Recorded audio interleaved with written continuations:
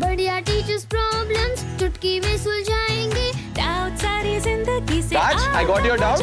This is your answer. समझ आएगा तो मजा आएगा Vedantu. Learn live online. To attend a free live class, download the app now. Hello my dear students, welcome back to the final session of the Age of Industrialization, namely probably part 3 of this, right?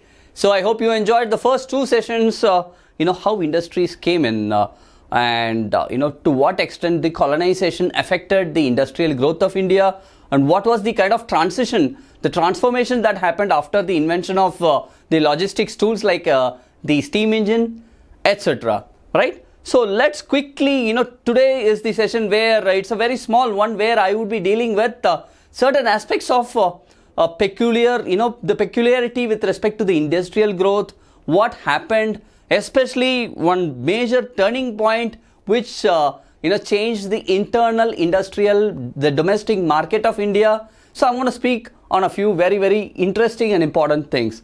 Now, before that, a quick recap, what happened last time? I hope last time we started with the age of Indian textiles, right? We understood India was the hub of fine quality stuff like silk, cotton, right? And how people came in after colonization, the entire industry, the trade started weakening. Okay, and after a point in time, once the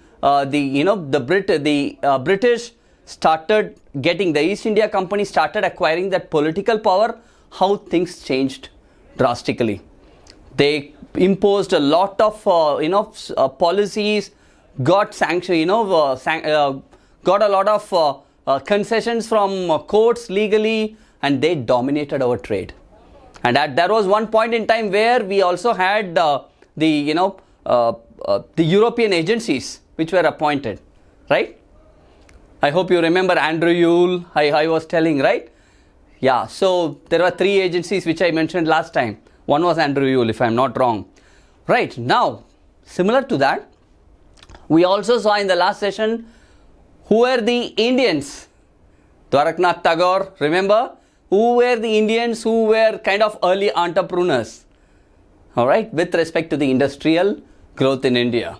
Right, today, what we are going to see is the peculiarity of the the industrial growth in India, what happened, were people happy throughout, or were there any changes that happened, and what happened to the small scale industries, which really dominated everything. Is it the large scale industries or the small scale ones? Okay, and we also will discuss quickly a little about market for goods. What were the goods which were in demand? And we will quickly identify and discuss a little in detail on these 3 aspects. Clear?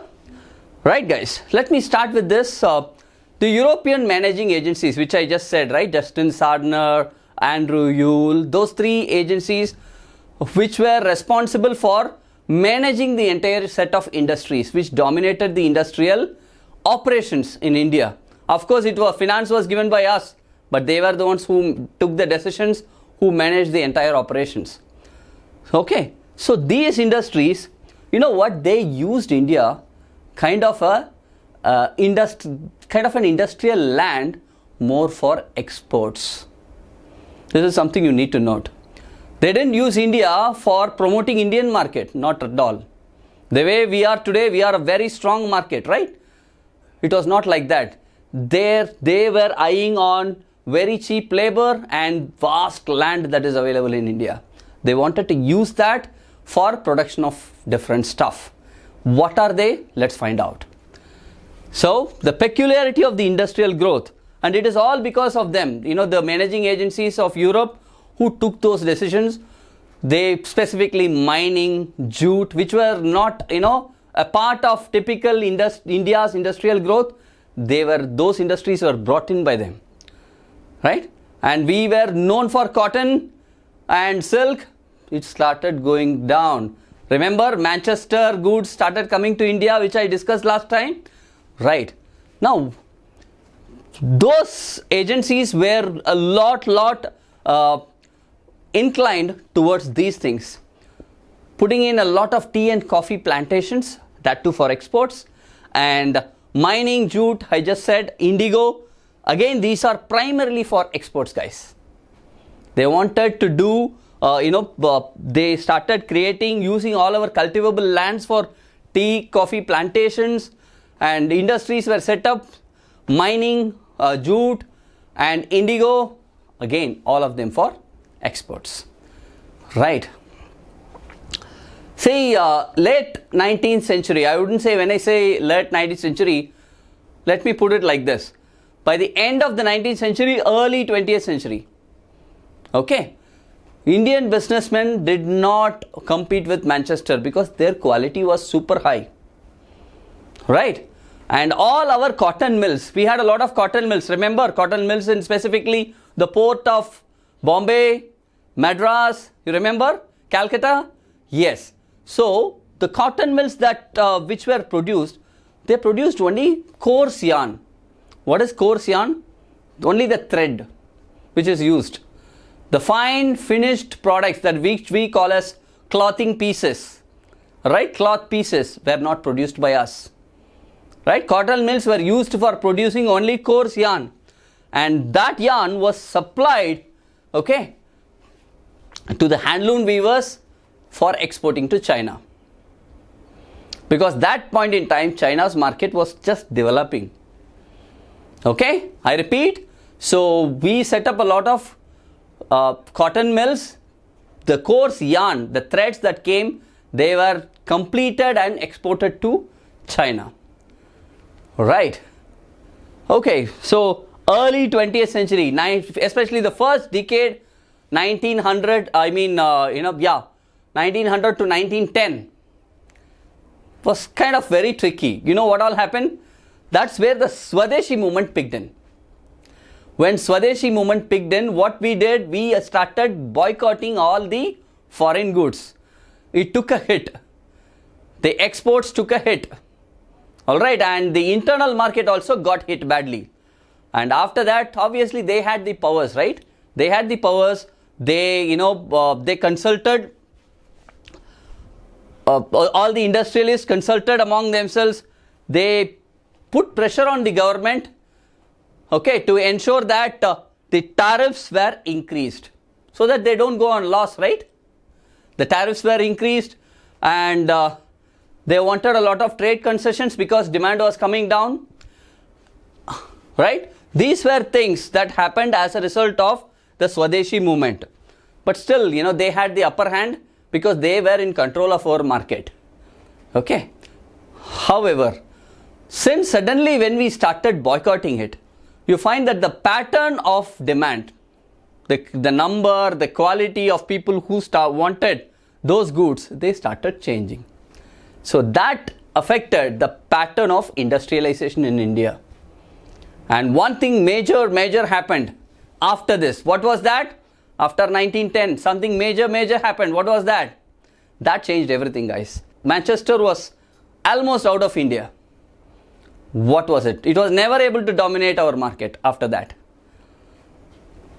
That was World War I. Is it not? So, First World War, once it started in 1914,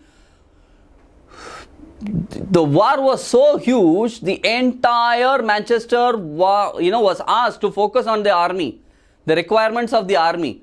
And even there, they were, the entire industries were not enough to supply enough goods for them.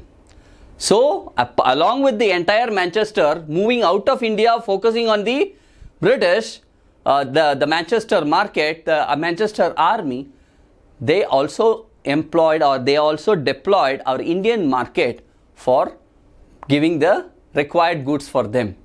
So, British mills were busy with war production. Manchester import in India came down drastically. Right? Because they just can't give us the goods, right? They had to focus on the army supplies for the army. I mean, from the textile perspective. And not just textile, a lot of them.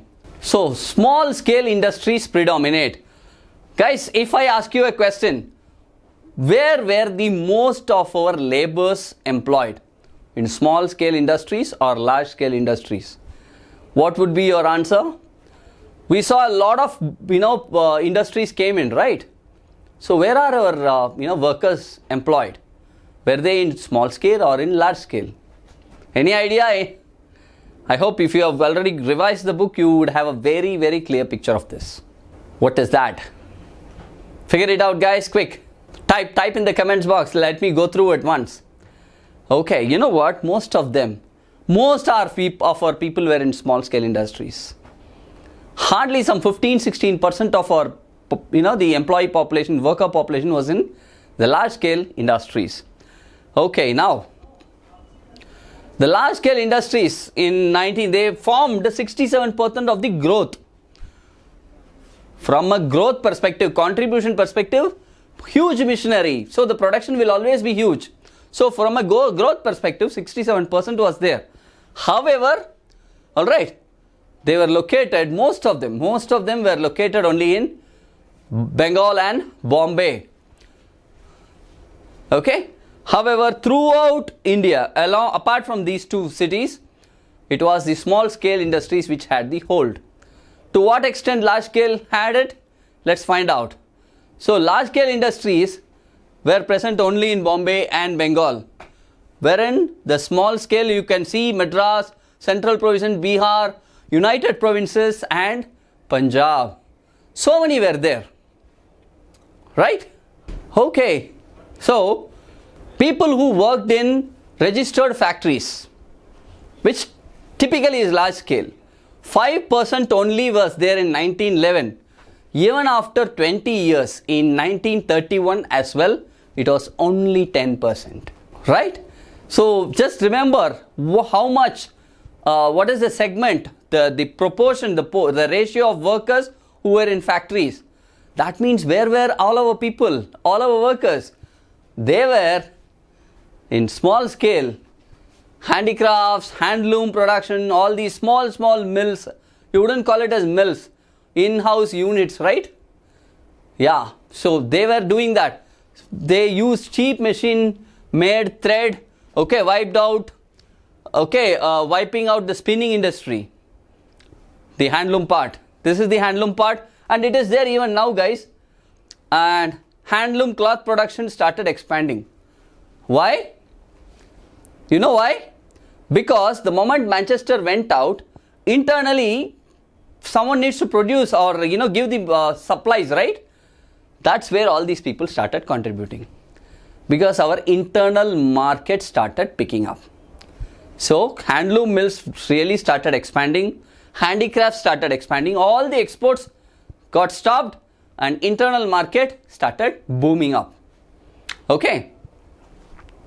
Now, right, one more thing.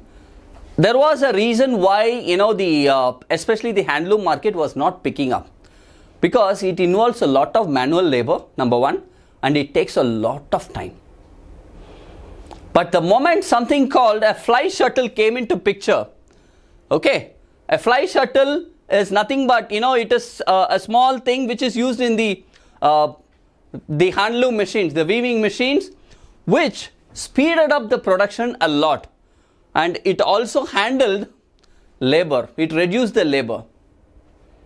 Okay, and after some time you will find that almost 35% of all the weaving machines had fly shuttles. Almost in 1941, 35% of handlooms were fitted with fly shuttles. Okay, places like Travancore, Madras, Mysore, Cochin, Bengal, all these places, fly shuttles were fitted in the handlooms. Yeah, so that's how handloom started picking up, because naturally the speed was increased and the demand for labor came down. Two kind of people were there, guys, at this point in time. One was the poor factory workers. Sometimes they had money, sometimes they did not have money. So it was kind of a fluctuating market. And those people typically used cotton. That was the low cost goods, right? And even that, whenever they don't have money, they didn't buy it. Right? So that means cotton related, looms, which was used by the, the lower earning income of people. It was very fluctuating. However, people in the higher class, it was very stable, because despite what happened outside, they had money. They had surplus, they had reserves. That is why stuff like Banarasi silks, Baluchari saris, all were consistently worn by the rich. And these coarser cloths, look at this, coarse cloth, weaved thread, right? It was worn by the poor, and even for this they didn't have money sometimes.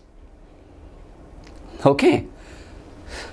So guys, from a date perspective, if you have to look at it, from 1906 is one, and 1911 is again another. From once World War started, 1914, there was a big shift. You need to make a note of these dates, the years. Okay. So how weavers were living in the 20th century. Entire family, okay, manual work, and they couldn't get a lot of money. Hard work at times, they didn't get enough money, and they had to work lot of time. They didn't really prosper. Okay, the weavers. Okay, now the last part, market for goods.